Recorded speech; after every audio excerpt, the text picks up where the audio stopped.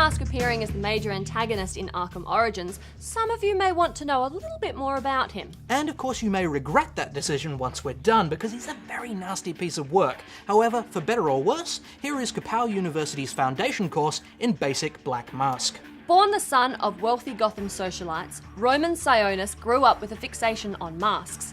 His parents insisting that a false face be shown in public to mask their loathing of Gotham's high society members. That's right, but he wouldn't don his own, less metaphorical mask until he had murdered his parents in a fire, taken over their company, Janus Cosmetics, run it into the ground through a series of terrible business decisions, and then gone stark raving mad. Well, you have to be a little crazy to carve yourself a mask from your own father's coffin, don't you? I would say so, yeah. Yeah.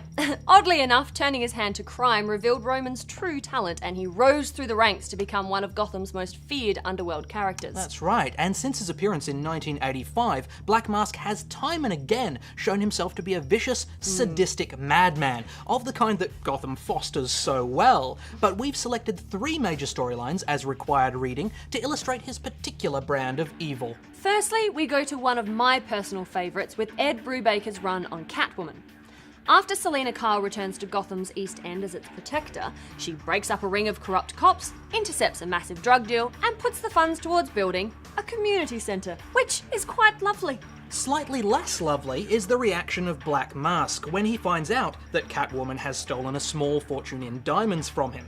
He kidnaps Selina's sister Maggie and her husband Simon before torturing them horribly, leaving Simon dead and Maggie catatonic. What follows is a brutal confrontation between Catwoman and Black Mask that sheds light on the darkness in both of them. And it is far from the last time these two characters will collide. Absolutely. Now, next up, we take a look at the War Games arc, which ran over a number of Gotham titles. Having been fired by Batman from her role as Robin, Stephanie Brown returns to her old alter ego, Spoiler, and in a misguided attempt to prove herself to Batman, she launches one of his contingency plans to combat gang violence.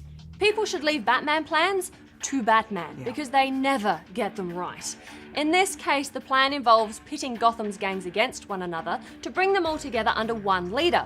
Batman's secret identity matches Malone. Yeah, and of course the plan goes wrong because Stephanie doesn't know that Matches is actually Batman. To cut a long event short, Black Mask, using his twin talents for disguise and torture, turns the situation to his advantage, seizing power for himself and leaving a massive number of dead people behind him.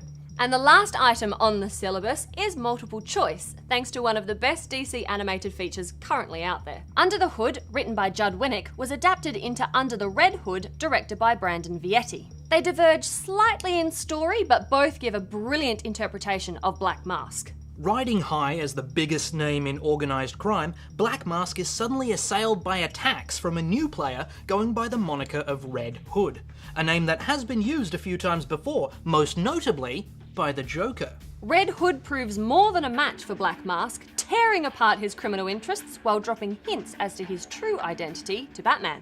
We won't say much more on this for fear of spoilers because it is one of the great twists of the DC universe. Yeah, so there you have it, Black Mask 101. I hope you've been taking notes because all of this material will feature on your final exam. Class dismissed.